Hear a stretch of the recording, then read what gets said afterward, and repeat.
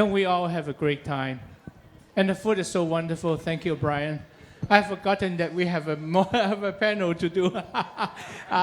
Well, first, I want to thank the MC for the lovely introduction.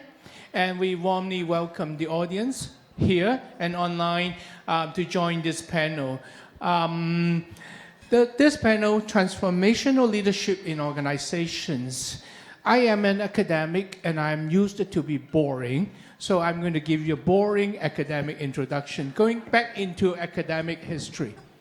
In 1978, Professor James Burns, a presidential biographer, he studied Roosevelt and JFK's and so on. He wrote a very important book. The book is called Leadership. In that book, he set the tone. He introduced the concept of transformational leadership. Roughly, there are two types of leadership. One is transactional, the other one is transformational. Transactional leadership is very often like someone very good at assigning jobs, know the KPI and know the incentives. He or she used that to get work done. Transformational leadership, as we heard this morning from the wonderful speakers, from Ambassador Gregory Slayton to our minister and also to Richard, we hear that transformational leaders, they cause changes in individuals, in organizations, and in society.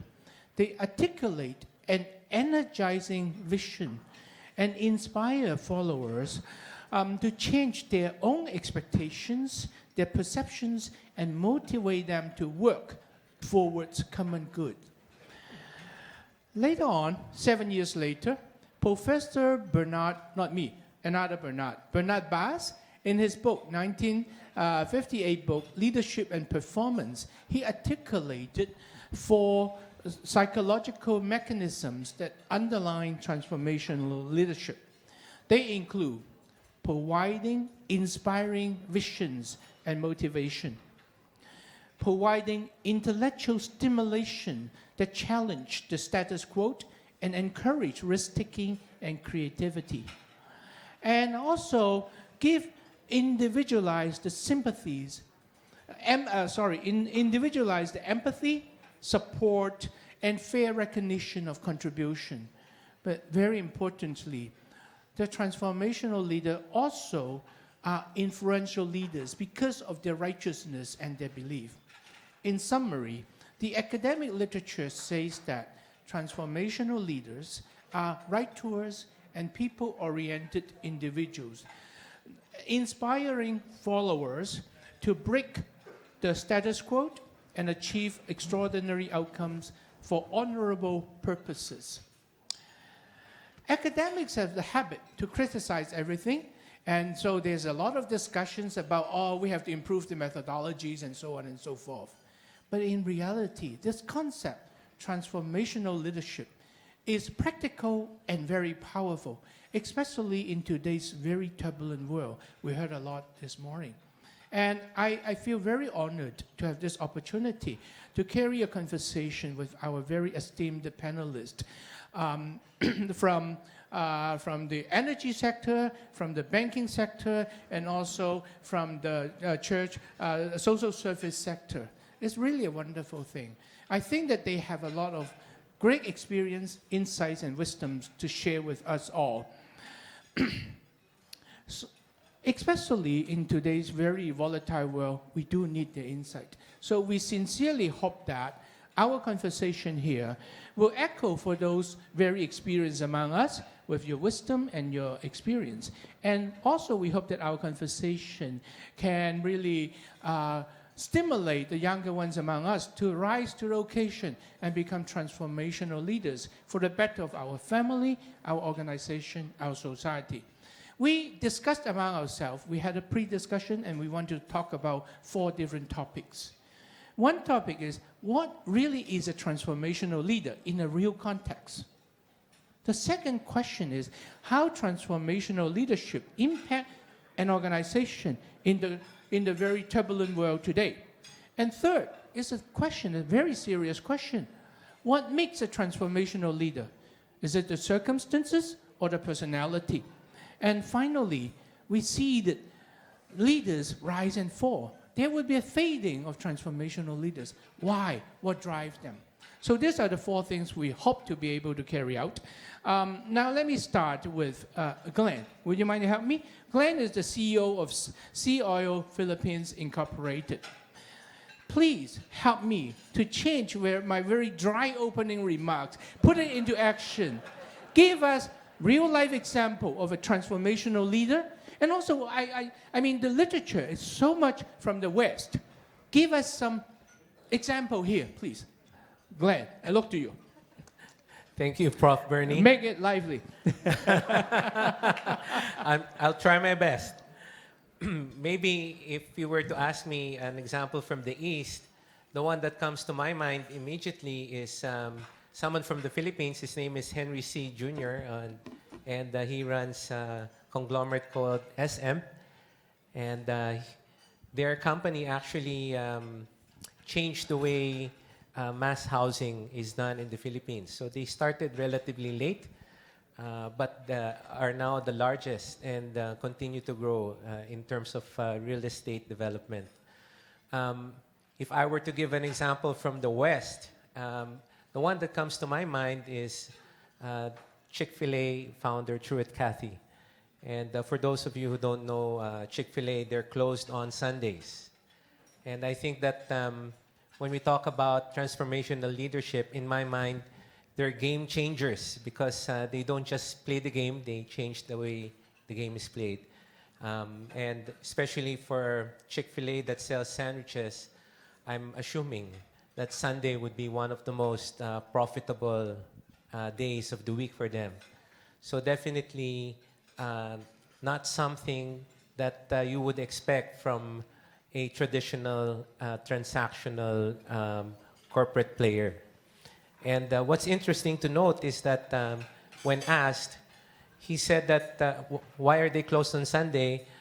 He mentioned that he for himself does not like to work on Sundays, and he cannot imagine other people wanting to go to work on Sundays as well. So understanding that empathy and knowing also to think of not just himself and the bottom line, but also the people that work for him, I think is one of the examples that makes him a transformational leader. So he really think for other people, know what is right, and have the courage, like Ambassador said this morning, have the gut to do the right thing. Junie, something from you? I think from the social services sector, it would be the nameless social worker. They are the transformational leaders because they go out and they help regardless of time. It's almost 24/7. And they are the ones that transform lives. And they lead in transforming the lives of the families that they work with. So it's not somebody famous or someone in Google, but it's really the nameless social worker that worked tirelessly. So no good act is too small to do. Absolutely. Let me ask. I'm going to save the bankers later. You're the banker, so I have to draw on you later when I need money. I want to continue this question. Like, what is there any difference when it comes to making transformational leader? You have talked about a leader, and you have talked about a not so obvious leader. They also make changes. But is there any difference between the East and West about transformational leadership? I don't think so. Yeah, I don't think so. I think it's really the person, the individual. Yeah, I think that it should be the same whether you're from the East or the West. Yes. Principles of transformational leadership still hold true. Yes. So it's really about have the right belief, have the courage to do the right act. And it's the same universal everywhere. Now I can see that the bankers are ready for me to draw some money. No, I just want to add on to the fact that when you look at it from East or West practice perspective, it is still about how do you treat people. And I do think that the values that you have drives how you treat people and therefore how you lead a company. And so, whether you're from the East or the West, it pretty much depends on the value that you are holding on to. And I think that's where the difference would be. Well, maybe you can help us further. Like, how do you treat people, how you care for people? And, you work for Citibank and you now work for DBS. These are leading banks very famous banks in Singapore. And you have gone through very turbulent time, with the technology transformation as well as, the COVID and everything and bankruptcy, et cetera, et cetera. So share with us how transformational leadership helped the organization to navigate through this choppy water and actually end up doing more good for people. So I'll use the DBS example, my current employer. And when you look at the story of DBS and what DBS has gone through from a change perspective, it's been quite dramatic. It started, as a bank here in Singapore, but perhaps over the last 12 years, it's been transformed into a bank that is largely present not only in Singapore, but also in Asia and 5 other markets. And when we look at the whole transformation story that the bank has gone through, what is important is you need to set a vision within the bank that people can all hold on to. And when the journey started back in 2010, it was to be the best Asian bank. And then from there on, it's about how do you put on Asian services, Asian type service to your banking relationship? How do you provide Asian insights and really focus on the market here in Asia? And then it went on to a bigger vision of saying you want to be the best bank in the world. And obviously that is measured by the kind of accolades and awards that you get. But I think more importantly, the recent vision is actually quite inspiring. It is about being the best bank for a better world. And that is a very lofty vision. And what do you mean by a better world? Currently, the way we would see it is essentially to just deliver that differentiated customer experience to our customers and make sure that every engagement is differentiated and it is wonderful. The whole transformation principles that we go behind it, obviously you're going to lead from the top, you lead with the vision, but there is also a lot of changes that you need to do. And when we do the changes, we really look at it from 3 pillars that we have. One is to look at our technology and say, you really got to change that before you can really deliver the service that you want. You got to get people to focus on really understanding how you want to serve the customer well by embedding in their journeys. And lastly, you've got to create a culture in the bank that continuously think and challenge the norm. We call it creating a startup culture. And that has guided us. But more importantly, we felt training the leaders within the bank is important. And interestingly enough, we have a program called Transformational Leadership. And what that entails is really to equip the leaders to lead differently. And when we say to lead differently, we want the leaders to lead with a growth mindset, meaning they are always willing to learn something new, not just by books, but also from people whom they interact with, their staff, or even their employees. That's really, really important. We want to create an environment that's collaborative, and we also want to create a psychological safety. You hear a lot about this term, but what does that mean? It means that you create an environment where people can give differing views. And all these are really hard to do if you don't train your managers to create that kind of environment, build teams around that, and then that becomes the culture. And if you're able to do all these well, you're really just moving the company from where we were to a very different place, into one that people enjoy coming to work. And I'll just give one last story. We went through COVID for the last 2 years. And when we say we are a bank for a better world, we ask ourselves, what can we do differently in all the markets that we serve? So in Singapore itself, we were supporting the hawkers, and by buying food from them and then delivering it to the dorms, delivering it to the less privileged in Singapore by our staff, obviously, following the social distancing rules. And then when COVID hit India and Indonesia really, really hard in May of 21, what we did was we procure oxygen tanks from Singapore, really large ones, the 20-foot type, and small ones, and really just ship it to those places, not only for our staff, but also for the community that we serve. And finally, this year when China went into lockdown, food was not readily available, access roads were all shut, and again, we found ways to help our employees to get food and also to some of our customers. So I think that is something that we say, when you want to be, a bank for a better world. This is just some of the things that we do to just let our people know that we mean it, and it shows in our actions. One thing that strikes me as you describe the anecdotes is that first, the leaders have to care for what they're doing. The banking sector is actually serving people. So you are putting people first, and you create an exercise that make your employee think about the people. And that is how you continue the transformation, starting with Piyush all the way down. I wonder if Glenn and Junie, you have something. By the way, Hui Yuan, have I heard you through, or anything to add before I turn to Glenn and Junie? Yeah, no, I'll just end by saying everyone is a leader. That's what we tell people in the company. Whether you are a formal leader with people reporting to you, or you're informal, and I'm sure all of you in the room, in some shape or form, do influence someone else. And by that act, you are a leader.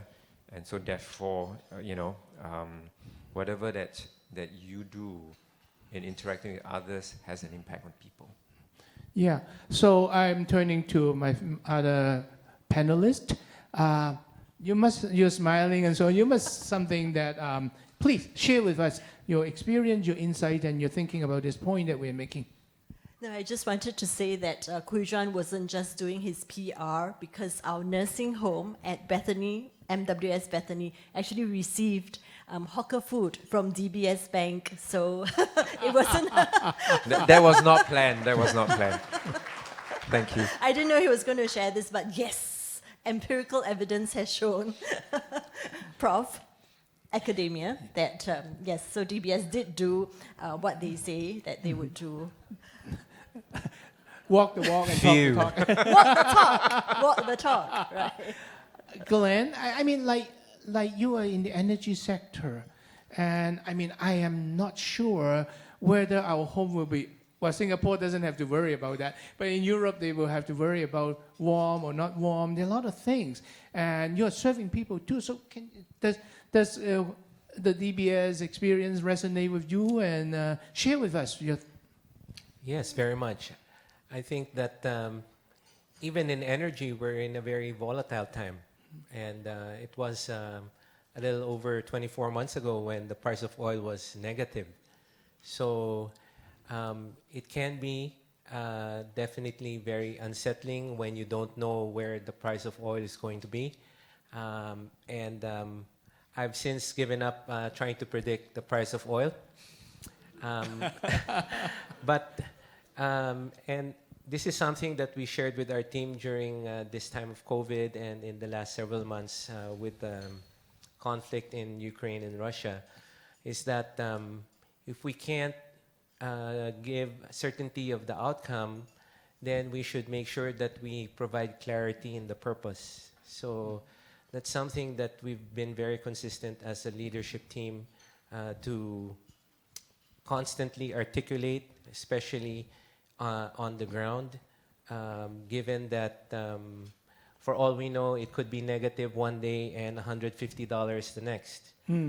So that's one of the things I think that helps in terms of being a transformational organization, is recognizing as well that there are non-financial metrics that are there. So sometimes the temptation and the focus is going to be on the financial metrics.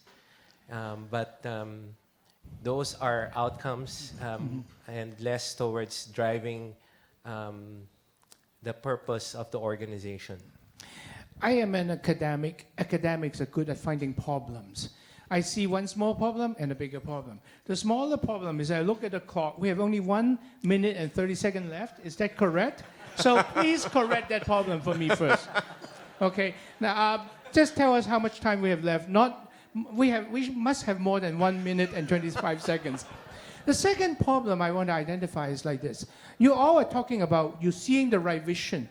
You ask your employees to think about what is the purpose of your organization, and you create opportunities for them to act and internalize the message. And you incentivize them and also encourage them to go beyond what they believe.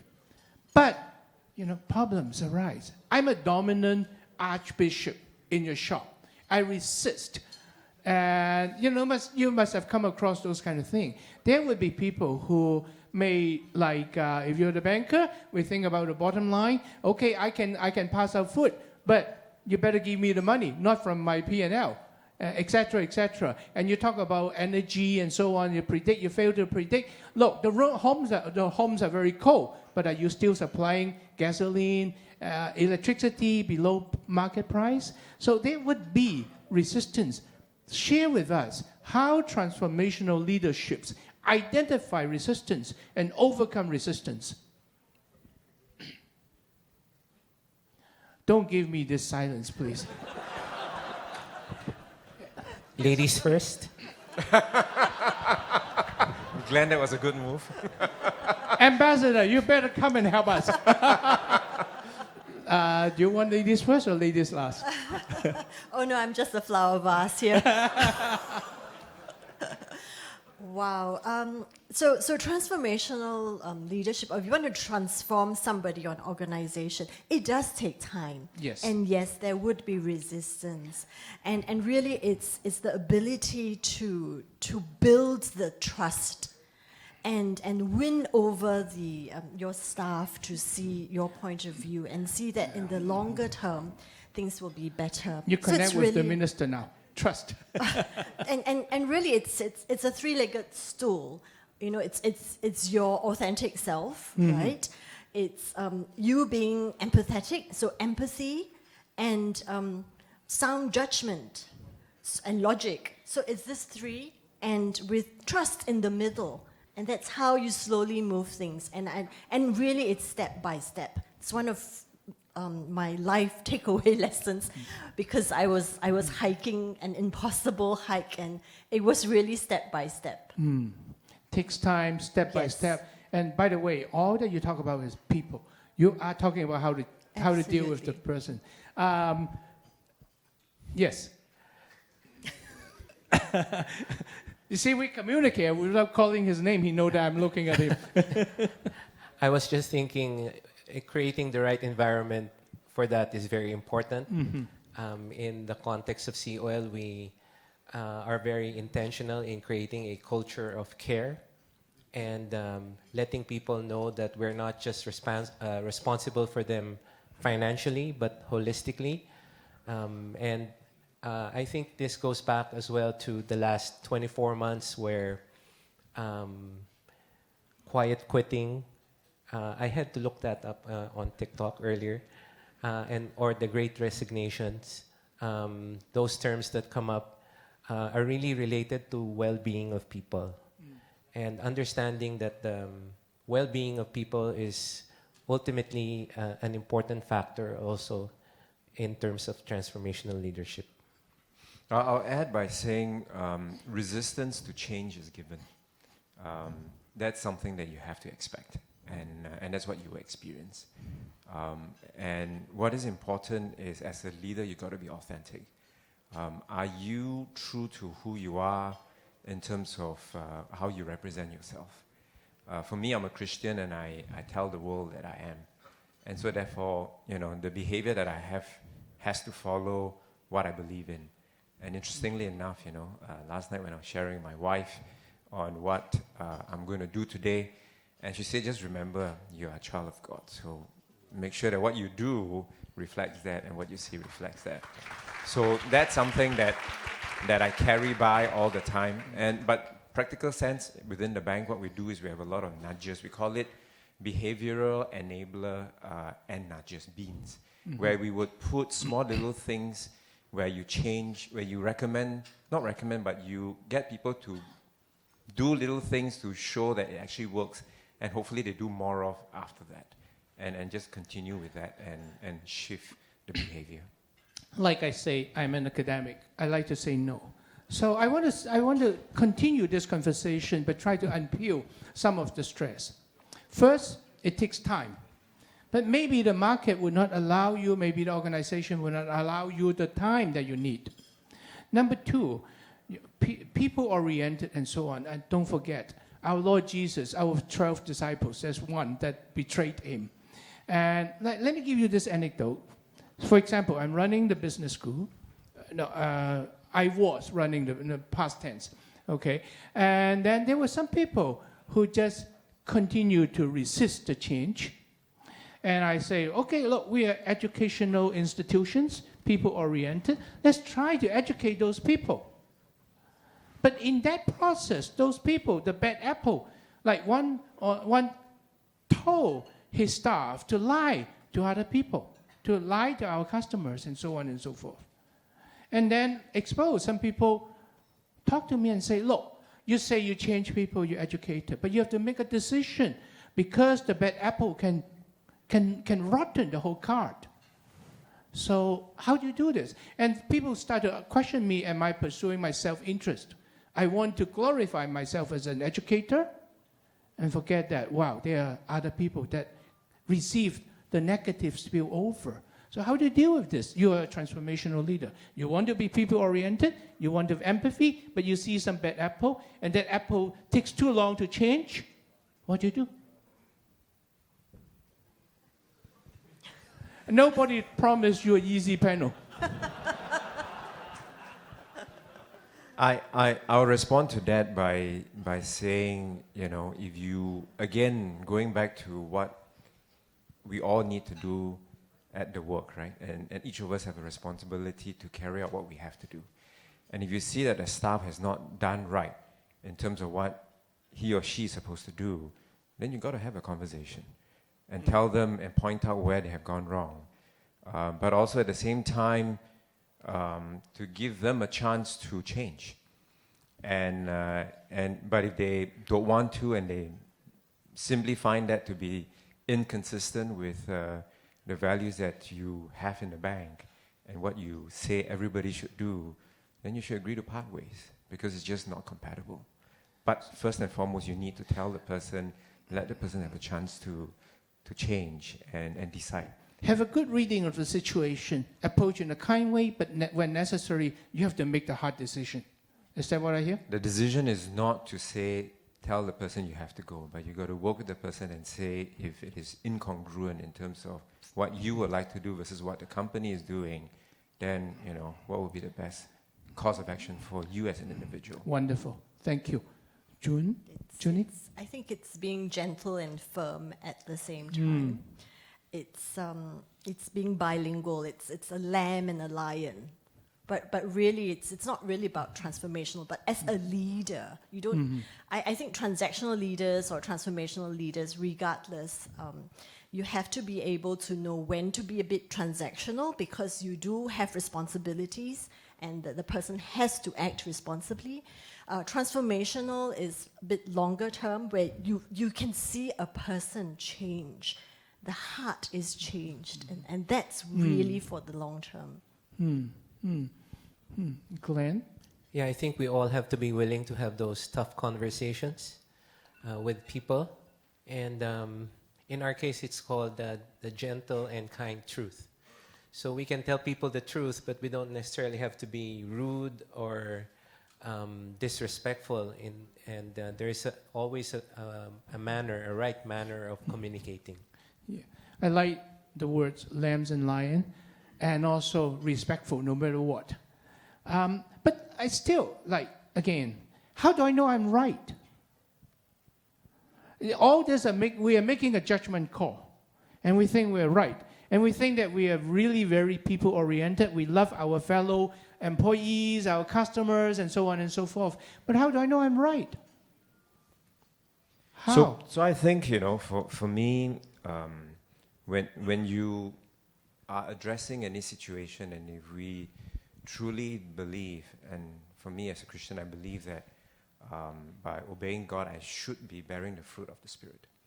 And when you bear the fruit of the Spirit, it means you show love, joy, peace, kindness, patience, faithfulness, gentleness, self-control. And I think all of these, you would then have to apply it in your interaction and allow the person to speak up, right? Let the person tell their side of the story, and draw that out and have a conversation. But always be kind, patient, and gentle. Be kind, patient, and faithful. Yeah. And I would take this as a very good moment for each of you to take stock. Before I turn to the third and the fourth question, Ki-Yuan,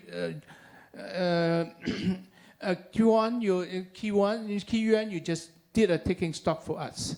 Glenn and Junie, may I also ask you to do a taking stock?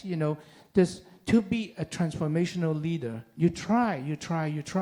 You can be right, you can make mistakes, you can succeed in changing people, changing the organization, but you face difficulties and challenges. And King Kwan's word is like, have your faith, be faithful to what you believe, Christianity in your case, and practice it to the best of your heart in the most sincere way, and communicate with people, talk to people, right? So that's one taking stock. I want to hear other stock taking of this before I turn to the third and the fourth question. I think for me, I pray a lot for wisdom and for discernment. I also speak to many people as well. So when confronted with the situation, I try to learn as much and then come to a conclusion. But of course, with prayer and seeking wisdom from mentors or from seniors. It's almost like Christians living the day. In the morning you pray, at night you reflect and confess. Glenn, your confession. I think that we all have to have an external standard that we hold as a metric for us to make those decisions. And I think for all of us here in the panel, if I were just to add to that, besides praying and understanding our faith background, is that we do have a reference point, which is the Bible for that. So I think that would probably be the added point that I would provide. Faith, listen to people, talk to people, and hold on to your value. The reference point is, for you, Glenn, is the Bible. Are there any other reference points? Like, for example, what if my reference point is the market's return and I'm below the market's return? That's an interesting question because at the end of the day, I think humanity is more than just the market. Thank you. Say Sorry academics for are more than just a financial economist. Would you add to that? The other. I would echo that, but I would say that when you look at purpose, at the end of the day, you are still running a company. And what is your responsibility when running the company? Is to sustain it. Because if you have financial decisions whereby it would lead to the demise of the company, that would be extremely irresponsible. And you're not showing stewardship. And so I think it's a balance. And you have to keep and make sure that your company sustain in the long run. And therefore, your practices got to allow you to do that. I trust my money to you. I like this balance, the perspective. At the same time, I have the right reference. Thank you. Junie? I think balance is very important at the end Yes. of the day. I mean, Right. to summarize, so you have to act responsibly. with empathy. Yes, yes. I think that we can go on about what makes a transformational leadership and how they impact on organizations, and you left us with a lot of very, very useful food for thought. But let me switch gear a little bit. It's always in my mind that what makes a transformational leader? Is it the circumstances, or the personality, or the interaction of the two? Junie? I think it's the interaction of the two.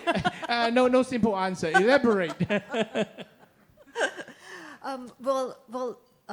We were talking about families and children last night at our table, and really first-time parents would assume that leadership very naturally, because the first-time children come around and you suddenly know how to look after your babies, but you've never been taught that. And that's also the circumstance. And anyone who is a first-time parent would be a leader in that sense, a leader in that little family unit. So that's how I would see it, both circumstance as well as the individual or the personality. Circumstances and personality interactively. But maybe then I can turn to the other, the majority here. Who you want, or would you remind to? So I'm gonna say who you are, your values, will be seen in your personality, in the way you act it out, and your personality will shine through in circumstances. So at the core of it, if you are who you are, it's very likely that you'll come through your interactions in any circumstances, and that light will always be shine on you from that perspective. So depending on who you are at the core. You just elevate the value of the next panel. The family shaped the personality.